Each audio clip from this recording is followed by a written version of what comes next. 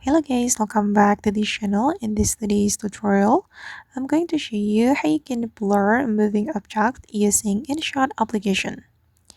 Okay, let's get into it guys. Here I have opened my InShot application, and first of all, I'm going to open a project I have just created in my InShot. I'm going to open this project, and for instance, I'm going to blur this moving face or the face of this man.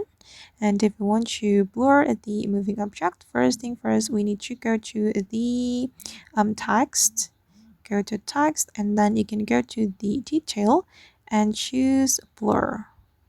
Okay, and you can place this blur effect to the object you want to blur. You can also change the style.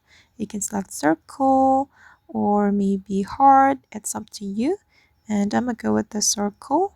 Okay, we can click on the check mark, and to make this blur effect follow the moving object, we can use the keyframe feature. This is the keyframe feature guys, and I'm going to show you how we can use this keyframe feature to make the effect follow the moving object. You can place the blur effect on the object, and then you can tap on this keyframe button. Okay, and you can adjust it one by one like this until it's fully covered.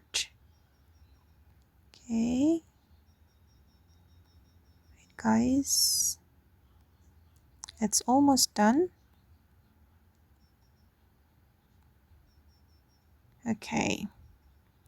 Okay, and now let's just take a look at the final result. I'm going to play the video. Alright guys, and that's how we can blur a moving object using InShot application.